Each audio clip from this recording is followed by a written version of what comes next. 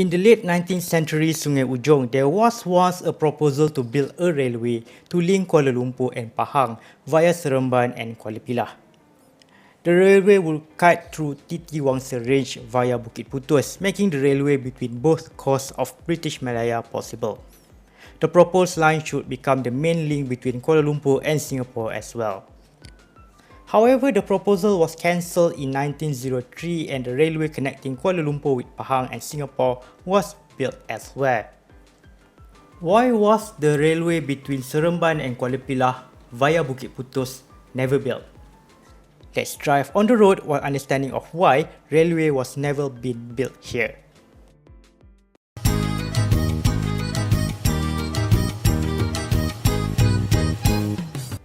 Before the formation of Federated Malay States in the year 1895, there were proposals to build the railway across British Malaya to link all the Malay states. When I look into this map from 1898, there were several proposed railway lines that eventually became part of Kereta Api Tanah Melayu or KTMB network. However, there is a proposed line that linked west and east coast that stretched between Seremban and Kuala Pilah, which is different than the current alignment. What are the reasons that the railway proposal was cancelled? Let's trace the cancelled railway alignment by starting the journey in front of Seremban Station. Seremban Station is under major renovation and scheduled to be complete by March 2027. Hopefully, the commuter services will be improving as well as explained in the previous video where I commute to work by commuter. It was agonizingly slow. To know more about commuter services and why the speed and frequency drastically reduced, the link to watch this video will be appeared above here or in the description below. In the Singapore Free Press and Mercantile Advertiser dated 24th of November 1891, a notice of extension of railway line from Seremban to Sembilan Pahang via Kuala Pilah was appeared in the Government Gazette.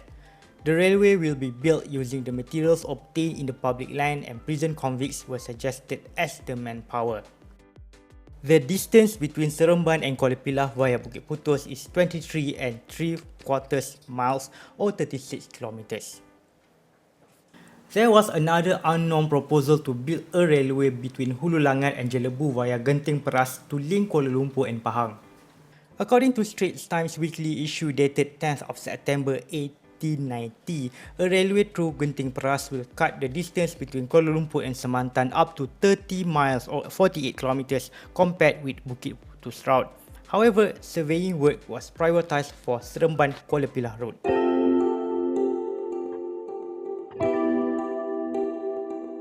Building a railway in the late 19th century was a challenging task due to limited technology, dense jungle and diseases.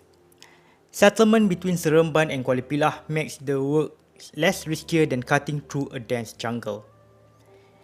In the 1898 map, Empangan or Ampangan today was marked as one of the settlements along the proposed railway. Ampangan is quite lively due to its location near the junction to Jelebu. Today, Ampangan is a commercial hub for the surrounding Malay majority neighbourhoods. If the railway between Seremban and Kuala Pilah was built, this food court is very likely the location of the railway station. Next station, Ampangan. Continuing the journey to Gedung Lalang, another settlement marked in 1898 map.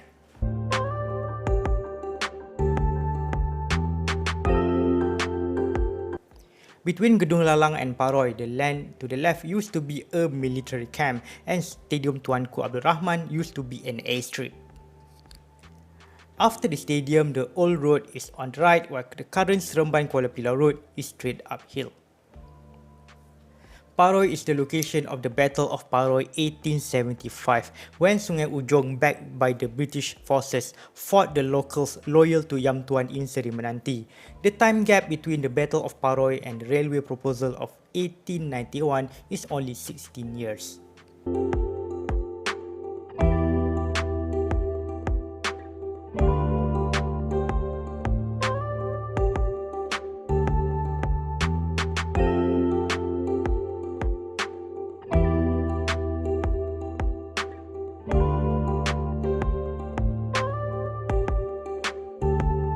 passing through the traffic light of Nusa Intan, one of the causes of traffic congestion during the weekends.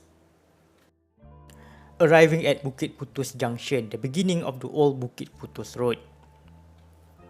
Bukit Putus have been the main road between Sungei Ujong and Terachi before the arrival of the British in the early 19th century.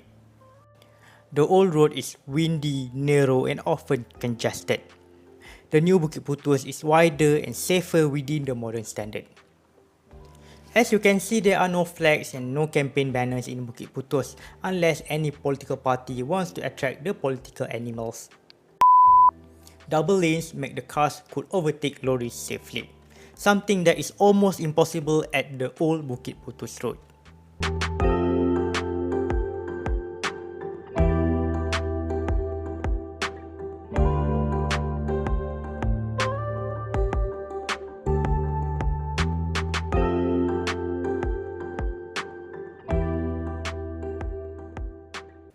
The current Bukit Putus Road has the 4th highest road bridge in Malaysia.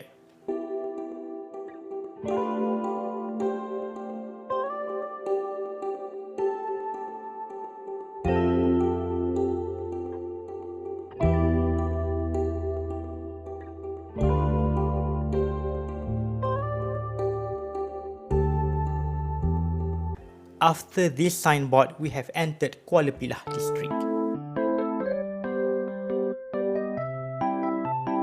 Kuala Pilah is a town located in the middle of Kuala Pilah district, in the middle of Negeri Sembilan. The town is strategically located as the town is the meeting points of roads heading towards all directions. Seremban to the west, state of Pahang to the north, Bahau to the northeast, Johor to the east and Tampin to the south. Not only to link Kuala Lumpur and Pahang, Kuala Pilah was proposed to be a junction with the railway to Melaka via Pulau Sebang and to Johor via Gemas. The Straits Independent and Penang Chronicle dated 18th of August 1894 wrote that the Malacca railway scheme now underway is to be still further enlarged by the extension of the line from Kuala Sebang on the Negeri Sembilan frontier to the town of Kuala Pilah itself. Therefore, Kuala Pilah will be the railway junction between Seremban, Pulau Sebang, Gemas and Serteng, a strategic railway junction serving the whole Negeri Sembilan and the whole British Malaya. The plan to link Melaka, Pahang and eventually Johor and Singapore via Kuala Pilah was eventually cancelled for several reasons. In 1903, after a survey done here by British and Malay surveyors around Bukit Putus here, and it found out that the land here is quite steep and the soil is unsuitable for tunnel digging. As such, the proposal to build a railway between Seremban this way and Kuala Pilah and Bahau in the east coast was being cancelled and replaced with another railway alignment through Rambau and Tampin. Therefore, an alternative route was surveyed and chosen. The route between Seremban and Gemas via Tampin was selected despite that the route is 15 kilometers longer than the original Seremban-Kuala Pilah route. The reason is that Tampin is located at the end of Titiwangsa Range, making tunnelling unnecessary. No tunnel means lower construction costs and flatter land means faster construction progress. It is hard to imagine of what would Kuala Pilah looks like if a railway was built here anyway. Countless praises from the explorers when the train passing through beautiful valley of Ulu Bendul. Paddy fields with buffaloes at Terachi and smokes of roasted duck at Tanjung Ipoh. Even with the road today without the railway, the view of rural Negeri Sembilan is refreshing.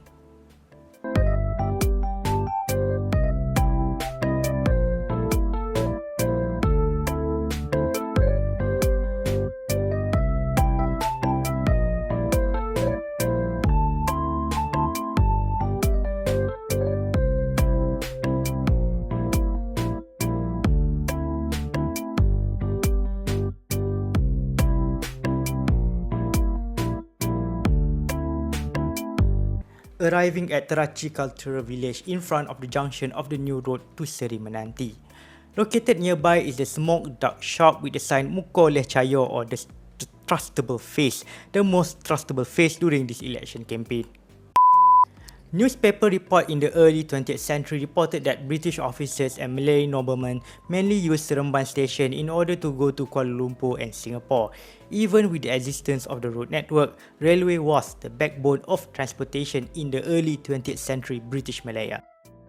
Nevertheless, a dream to build a railway through Kuala Pilah never went away.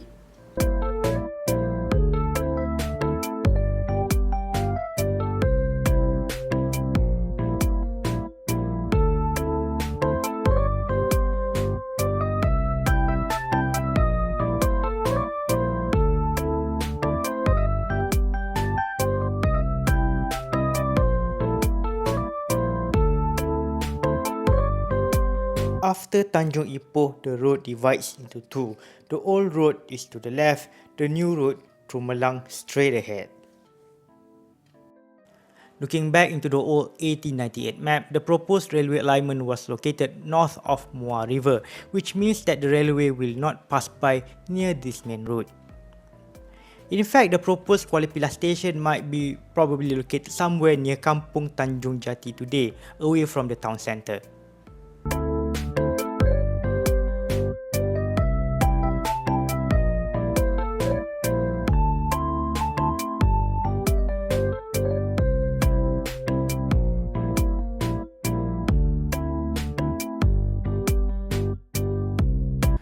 Arriving at Kuala Pilah, the district capital of Kuala Pilah.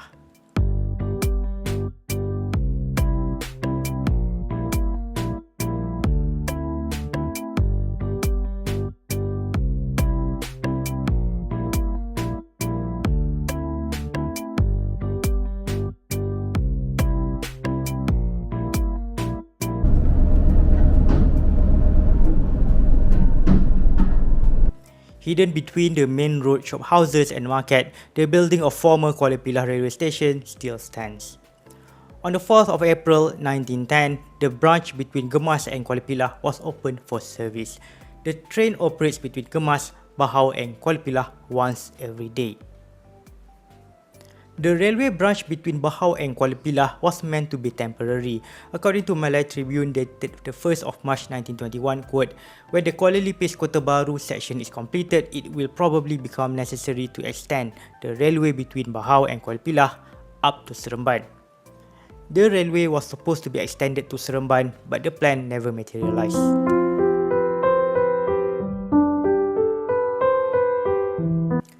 Due to global economic depression, the passenger number reduced by 16% in 1930 compared to a year before.